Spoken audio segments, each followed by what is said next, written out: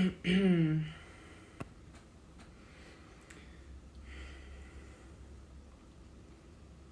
wait for people to join.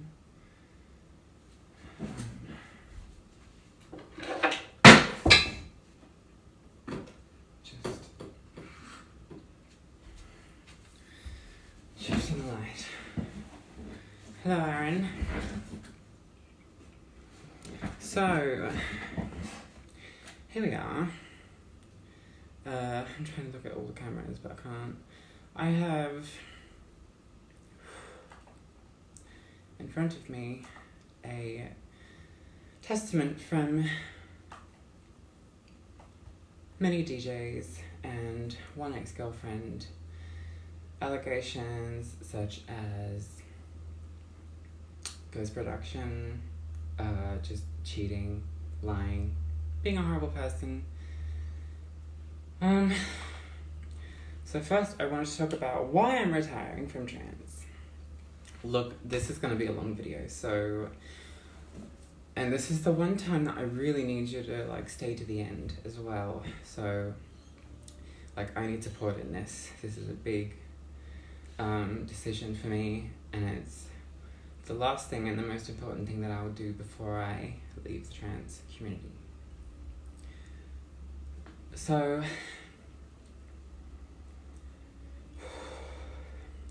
trance. It's been 4 years, 19 songs, 6 or so that now have a criminal's copyright attached, and there are still unattached to him. There's 3 or so releases yet to come in the trance community. Still, they're just there. People have them. They're waiting to come out. They're with labels or artists that aren't me. And it's basically out of my control. But if you want more from me, you're gonna, yeah. If you're a DJ and you have a vocal from me, please release it. And I just think that would be very important to finishing up my, all my work in the trance family. I never intended to make trance a permanent thing. It sort of started naturally, and I feel like it's a good time to say that I'm finished. I am happy with what I've done, but it's come to a point where it's holding me back from working on my own music, and it just doesn't feel great when a lot of my releases now are tainted in some way, including my latest release is attached to this convicted criminal with just not a good history of treating people well. I also want to talk about what was going on in my life at the start of trance.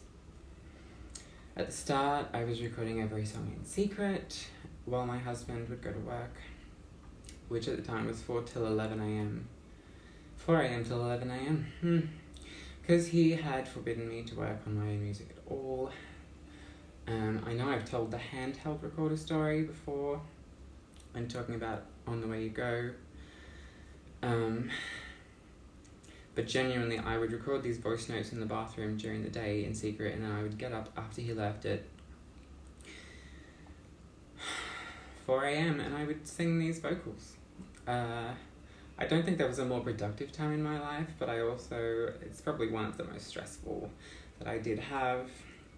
A lot of the trance material for Tim Hilbert's was written in a week, recorded mostly in an hour or a day, and I had so little time to work, and my voice became so unreliable because I was starting at 4 a.m. and I was so exhausted, and living with an abusive partner at the time, and I was in the closet as a trans woman. If you look at my song titles from the trance releases, they are a clear indication of what I went through. And I think that it was through trance music and collaboration that I even made it through. If I hadn't felt that my life had some kind of opportunity, I may have given up. There were also songs from that time that weren't released till I changed my name. Some of them released with both names. Many of those that were released as a woman, though, were recorded before transition just because of labels and artist and released schedules. And yeah, I know a few of you still have vocals from me. 3, 4, 5 of you. So if you want more songs, I'm sorry, I'm so nervous. It's your choice. It's up to you, and I think that's supposed to be a good thing that I'm conveying to you, saying that you have the power. I don't have to put in the work anymore, but those songs are there, and the DJs can release them if you all just ask for them, and I'll post some info separately about that as well. Now the next point is something that I never thought I would have to say. It's Wednesday, and last Wednesday, so I've been dealing with this for a week and collecting information now. Last Wednesday I was treated information that someone I'd worked with for the last 4 years is a convicted sex offender, as well as potential identity theft. I mean, it's not potential, he did it. Constructing his whole persona and his production facade through paying for essentially everything from production to chart positions, including Billboard, iTunes, you name it. He even had a team of people working to get him a Grammy. And of course, during that time, I was essentially his songwriter whenever he needed it, which I regret. But he has always had a lot of people doing things for me, and he is malicious, I want to say, but just so manipulative and sneaky. And somehow during that time, I still remained unenlightened. And I was very, very naive when I started to sing trance. And Xavier, DJ Xquizit, was the first person to ask me to sing trance. I was inexperienced. I didn't know how to vet people. At this point, you're lucky if you get a vocal with me, because I'm just so picky. But I even looked back through the messages, and I didn't treat him well for the first little bit, but he wore me down. Just had me help him cheat, even though I said no so many times. Just somehow at the end it was so constantly there, and the back of my mind I was I just wanted them to stop asking. It's not a good excuse, I know. So, and this is how it would go when I would work with him. I met him once in person in Mexico, and he told me that I was singing for Ultra, and of course we never got to play because it wasn't real. Surprise, surprise. I corrected things in his music when he would ask. I would watch him pass the work off to other producers and wait months for the song to sound good, particularly at the start. It took me a long time to see how much he leeched off others in pursuing fame and stealing someone else's identity. Let's not forget. I regret that I in any way was a part of him doing well within the trance community. I also regret that everything I accomplished with these releases feels null. None of it was ever real. And I fell for it too, which doesn't feel great. It's about a third of my total releases too in the scene, which is very depressing. It was a total sham. He just put up... I guess it was a convincing fake to some people. Yes, he was deceitful to me and to many others, using other people's talent as his own to advance his own causes. Now I am actually in legal action to try and have him removed from all song contracts and copyrights, and I would encourage you to do the same. If you are Australian, like me, art law in Sydney is your best bet, especially if there is multiple artists coming to them with this to draw attention to it and maybe deal with it in some better way than from a, if it's just me, that's not much credibility, right?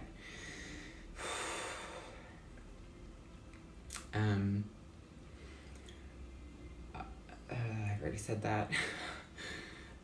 The only reason I would want to say his name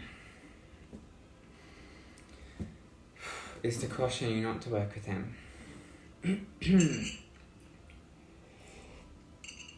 I advise you to make steps to have him removed from your copyrights and contracts if at all possible.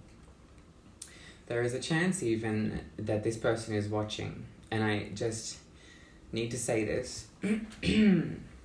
I can't believe that I worked with you for 4 years and you never once felt the need to be honest. I know that of course you didn't, because you would never work again. And it's so ironic that the last song was about all the corruption that gets hidden in the world and the amount of horrifying things that just don't get talked about. And you specifically have been silencing the people that tried to expose you.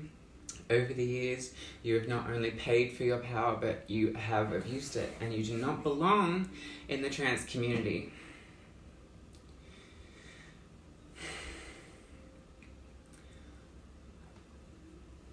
Sorry, I lost my place. If at all possible, I would like to know who actually produced these tracks that I sang for.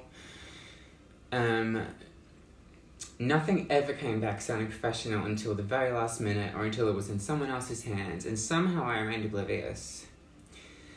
When a lot of us work so hard to make any progress, yet you have cheated your way and consistently been dishonest, not just with the people that support your music, but also with the people that even supplied your ghost-produced tracks, suppressing anyone should they speak out against you, yet at the same time calling them a monster, or crazy, or malicious, or unstable. You directly, to me, insulted the people that tried to expose you, and that makes me believe them even more. I believe that I fell for you, flattering my voice and consistently offering me more work, showing me fake results to have me complete more work for you. I let that blind me to anyone else that was already wanting me not to work with you. Someone like you will never belong in any music community. You are not welcome, and considering your past as well, I have no idea why you would choose to go and do this. You are digging a huge, huge hole for yourself. And now I have other testimonies that will remain anonymous.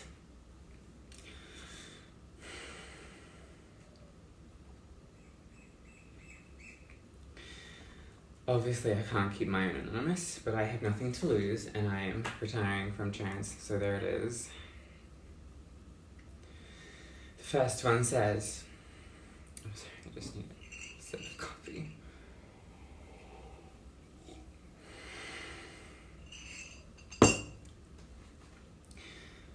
So the first one says... I ghost produced, which is where you pay someone to make your track for you so that you can look good. I ghost produced various tracks for him. He lied and said that 2 of them were for friends, but then also claimed them for himself and used them to make himself look good. Later, he forced me to participate in a corrupted network of cheating the charts. He was transferring money and giving me and everyone VPNs to do the purchases from other countries to cheat the algorithm.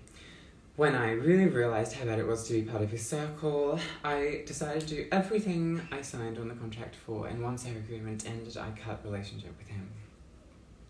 And I was also asked many times to participate in cheating. As I said before, I really resisted a lot of times, but essentially he was that manipulative that he just wore people down until he got what he wanted. Another one says, after 20 ghost productions I did for you, please come and pay me for your 2 orders. I don't give a shit about your opinion. You told me that my tracks aren't any good because you haven't signed them with Sony Records, but my tracks were plenty good enough for you to collaborate with many other producers, so I will not leave my right for payment unaddressed because I'm from blank. And I make ghost productions for a living. Pay me or I will expose you.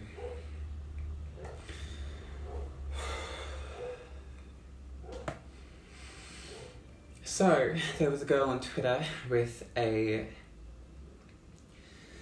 account trying to get this message out, and her Twitter account was shut down because of, obviously you know who. She reached out to me with the information, and we had both been trying to figure out the way to best make sure people hear this message and really listen without it being shut down.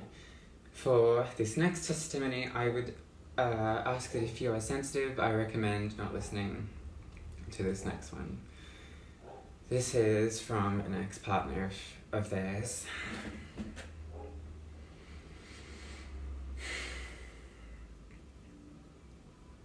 And they say,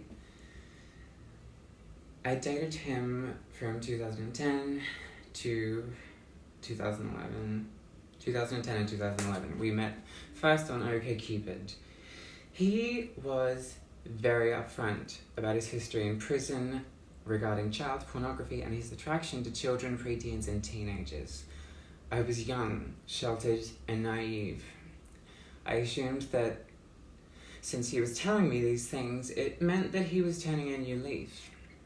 He told me that he was kicked out of the military for possessing child pornography and didn't mention that he also distributed it, which you can confirm through a very easy Google search, as you can also confirm his conviction of sexual exploitation of a minor and the warrant for his arrest for failing to re-register as a sex offender in Denver, Colorado, and essentially then his deportation. These are all public records. He told me he was attracted to children, and I assumed he couldn't help it, and that despite this attraction, he would never act upon it. He proved this assumption wrong when he was released from prison in 2011 for violating his parole. But I turned a blind eye because I thought that I loved him, and I still didn't think he would act upon his urges. But now let me back up a bit. I moved to oh, jeez. Sorry, I don't want to start stuttering. Just give me a minute.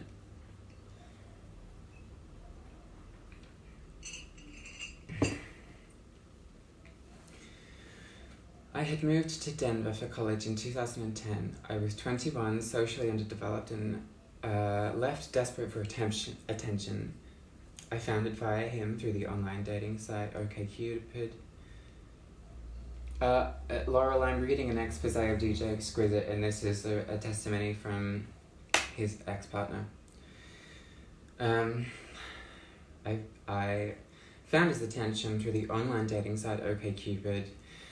I enjoyed the attention he gave me. He was being so honest, and I thought that that meant he trusted me more than anyone else. I was dumb, and I had no experience and no self-esteem. During our time, he quickly proved himself to be unreliable, untrustworthy, and eager to cheat on me. He spent a lot of time in my apartment despite this, while I was lonely and apparently willing to put up with him being unfaithful, despite making it very clear to him I was not okay with him sleeping with other people. Almost every conversation with him had some element of sex involved. He was very good at sexualizing everything and everyone. He had multiple sexual partners and was always on the prowl for new ones via online dating sites.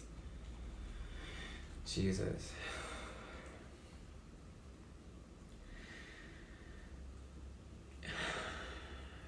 During this time, he was on parole. He broke every restriction placed upon him on a daily basis. He was not supposed to use the internet, he was not supposed to be around underage individuals, and he was not supposed to leave his, or more accurately, his younger brother's apartment where he was registered as a sex offender, unless it was to attend therapy or parole. He was not supposed to have his 2 external hard drives. He told me that they were the ones that did have the child pornography on them, and after he had been caught, they were confiscated for evidence, but then wiped and given back to his brother with the understanding that they weren't to be given to Xavier.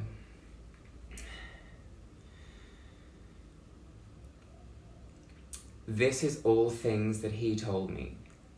Regardless, he was using the internet and possessed the external hard drives, which were both against his parole. I am scared to think that those hard drives had pornography on them, as I allowed him to use my laptop with them. I covered for him a lot. He was always very careful when we were walking around the city to avoid being seen by any police or any parole officers. I distinctly remember an instance where we ran into one and he literally ran away so as not to be seen. This was a huge deal because of my extreme anxiety. I didn't know my way around the city, and at that moment I had a panic attack. He was not supposed to visit his mother's house where his younger sister lived because she was also underage, which is ultimately what got him taken off parole and put back into prison, which is directly what he told me. Prior to this, he would often sexualize his younger sister. I remember him bragging at one point. He said something like, "She wants me," and having observed their behavior a few times, I replied with something much like, "She seems to be very affectionate toward you." Yet he enjoyed my response too much and continued to sexualize his sister. It made me extremely uncomfortable. He was my partner at the time, and I talked to him about all my past trauma. I confided in him that I would not be surprised if I was molested at a young age. It would explain my PTSD and anxiety. The thought of this turned him on, and he did not in any way try to hide this. We watched the movie Kick-Ass together at one point, and throughout the entire movie he spoke lewdly of the actress Chloe Moretz, who was 12 years old during the filming of the movie. And when he was released for violating his parole, he started chatting up a 15-year-old girl via the internet and texting. I don't know how they met. I told myself he wouldn't actually do anything, but he made it very clear that he was talking to her sexually, trying to meet up with her for sex. And it very nearly happened, but she got scared at the last minute and chickened out, and smart too. I regret protecting him during all of this. I was an idiot. I like to think that if he made a move on her, I would have turned him in. But while I was living in Denver, it never came to that point. I moved away at the end of the school year and never returned, and I don't know what he did after that. The only thing I know is that he failed to re-register as a sex offender and fled the country to Mexico. We spoke via Facebook a year or so later, and he told me he was not allowed to return to the US.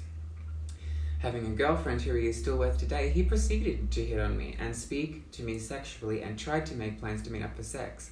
He is shameless, sexually driven, and especially a danger to minors. Please do not support this sexual predator and do not continue to give him a platform. Well, that's the end of that one. The next one is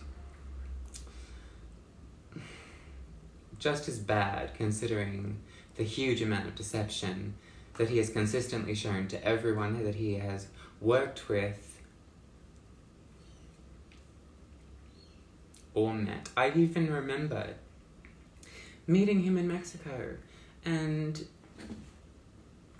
him being on a radio station, and he was playing like a pre-recorded mix and just like faking it. I was just like, well, I've worked a lot with you, and I really thought that you put that effort into your tracks and that sound was yours. But it's not true. None of it's true. It is a fake. Big fat fake from the very beginning, spending all his mother's money on getting famous. Okay, so the next testimony. Take a breath.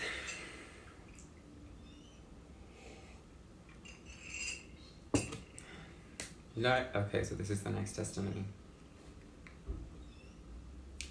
Knowing that some of you are not in the loop, we have an investigation about the false rock star, DJ, worldwide success, and also Steve Aoki's friend, DJ Xquizit. On the left, so these were all screenshots, and I will include them in a separate post, but to translate them best to this format, they are edited, I will say. On the left side of an event flyer, there was a small brown line. It was very weird to me, so I decided to investigate the company's flyer in order to get information about it, and I found the same flyer from Kick It Recordings. He had taken the flyer, modified the background, and changed the name Xquizit DJ X to DJ Xquizit.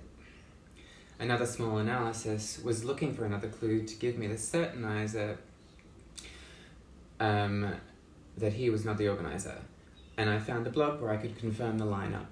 In addition, I found an event published March 2011 where the names of the DJs were there, but this time on the proper page with the social media links, and they mentioned the DJ as Xquizit DJ X. When I opened a link, so this is in regards to the identity theft stuff, right? When I opened a link, it took me to his Facebook profile, Eric Xquizit DJ X Muniz. So Muniz was his last name. And I also found the official SoundCloud of the actual DJ Xquizit DJ X. I don't want to be a party pooper, but in conclusion, he totally altered the flyer for his own gain. The real DJ who played on the WMC is Eric Muniz. This is my own opinion, and it is disrespectful to everyone in the group, but I will let you hear this for yourself and decide. In this next case, he was promising fake tickets to get support on Facebook. So these tickets weren't real. He just promised them to people and didn't follow through. It was all a lie to garner support to win a DJ contest. He didn't win, but obviously had some bullcrap made up to try and get voted, which was, of course, a pre-recorded mix in a contest focused on real DJ skills. And these are the comments from that post about the competition. Person one says, "Free VIP tickets, where do I call?" They're joking, they're being sarcastic. "Who is this sucker? I've never heard anything about him." And the second person says, "That guy copied, plagiarized the logo and alias from a DJ in America." Third person, "So bad, doesn't even know how to lie, and the bad thing is that some people now trust him." There was a fake post about him having played at Ultra, which wasn't real. He's never played at Ultra. Surprise, surprise. Someone says, "Is this really true? I don't think so." Someone says, "Who will be the first to attack him for this?" Me, apparently. The date recorded and the date posted were incongruent with the actual festival, aka another lie. And someone else commented, "He offered me to remix his tracks. What the fuck?" So yeah, I mean, that's just him putting his fingers in everyone. It's like little projects. I just can't. Okay, then another paragraph or two. So, this was the very first time that we heard about Xavier. I've only just put this in here, by the way, so if it's not completely formatted right, I apologize. It was from Spanish as well, so. This was the very first time that we listened about Xavier. He arrived at Chihuahua saying he was a very successful worldwide DJ and producer from the USA. He said that he was playing only on the best and biggest parties from there. He decided to change his residency to Mexico because he was very interested in promoting music there and supporting the local scene. He was always talking about his huge festivals and how the crowd went crazy when he was playing. Identity theft. He uploaded photos, of course, downloaded from Google or stolen from other DJs' profiles, but he never appeared in them. There is still no evidences of any real achievement. In 2013, we investigated him. The actual Xquizit was a real DJ who used to play in some festivals, but Xavier Miranda stole his name and social media. Later, Xavier started to make farming profiles, which are fake profiles on Facebook or social media that give you likes, comments, and shares to win contests and things like that. Cheating all the way. Xavier would cheat people saying that he was an internationally successful DJ, still giving extremely low prices to play private parties. After every one of those parties, people would always have some complaint about the music selection or his huge egocentrism. Never ever taking any criticism. Xavier would never take any criticism, saying, "I'm an international and successful DJ who played at Ultra. I know perfectly well what to do," which was just a lie. It continues to say, "Me and my friends would refuse or cancel our presentations when we realized that he was playing in the same venue. Not because we can't do our job, but because he always had some bullshit to say and made really stupid decisions. For example, he used to rent a sound system for the parties, and the whole sound system was one cheap old speaker and one CDJ, because apparently another DJ stole his equipment and he was starting again from the beginning after being an internationally successful DJ, which of course is not true. Should someone who's internationally successful be playing at a party like that? And this person also verified the court document convicting Xavier as a sex offender, only to find out that this document is very real. He was also caught selling meth and in possession of 2 hard drives. Oh, we already did that one. He left the military dishonored because of the 2 hard drives of child pornography and was deported. He can never be employed in the USA, and he left the USA without registering as a sex offender. Mexico has no sex offender list, not private, not public, and as long as he's not on the one from the USA, he can travel most places he wants in the world besides the US. He has, by breaking the law, given himself so much power, and it is just time for it to stop.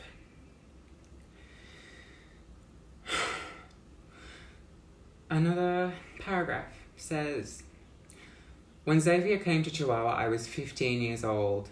I was just a kid, but I've always been working to get opportunities in music.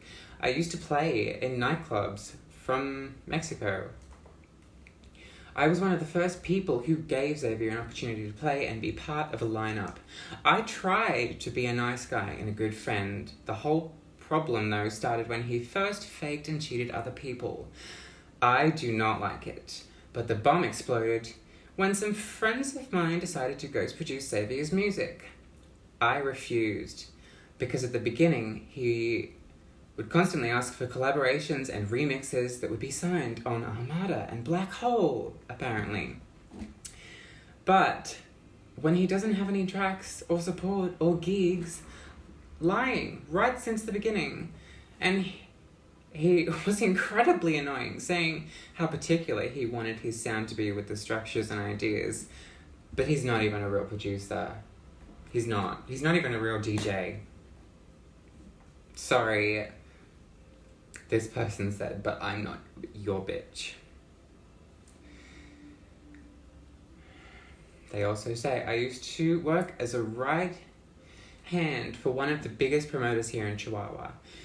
We made a contest to give a space to one DJ to play in an EMPO gig here in Chihuahua, where Zar, Gustavo MX, Jay Silva, and I were the DJs.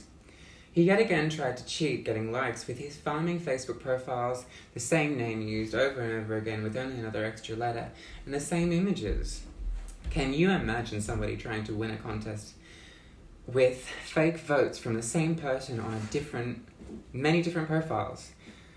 We refused to recognize him as a winner because of this. We gave the space to someone else. When Xavier realized this, he started to spread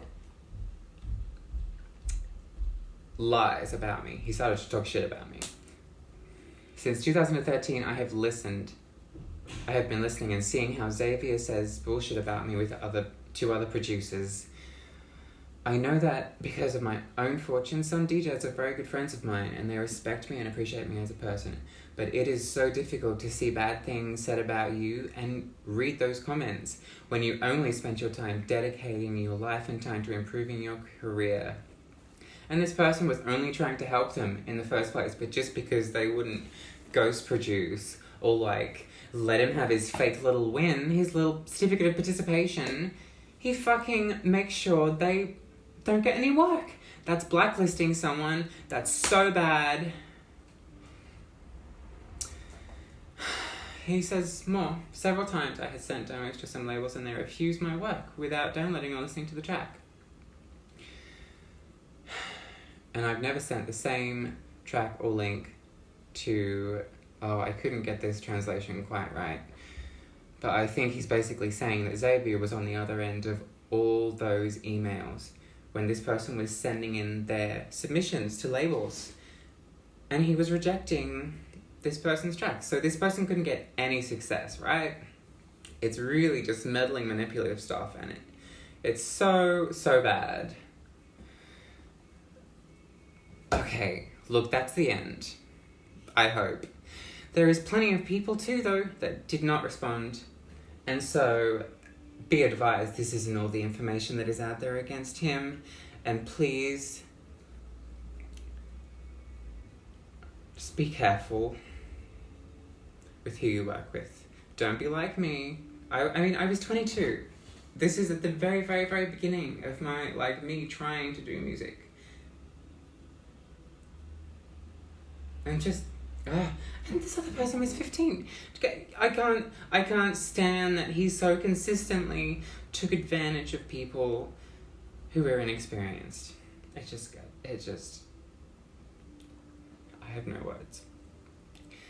So, I don't know if I already asked you to share this video, but if you could please share this video as many, many times as possible, and tag everyone who has worked with him, tag everyone who is a fan, and do not let this be suppressed again, because I have spent so much time these past few days blocking social media profiles because I was scared that this person would be able to take down my live streams and stop me from talking.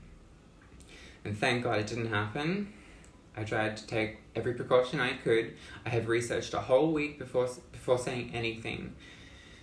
So please just share this info with anyone who may need to hear it, which is everyone. This guy is bad. Xavier Miranda, DJ Xquizit, that's who it is. Just right now, just spread the word, please. For me, I am now going to disappear until January or February and just do anything but this. Thank you everyone so much for supporting me today. I really, really appreciate it. And I appreciate everyone who has helped me to get somewhere in the trans community. I'm really sorry that this is how it had to end. But it can be better and it can get better. And I just had to do this before I left. So everyone, please take care of yourselves. Be careful. And I'll see you next year.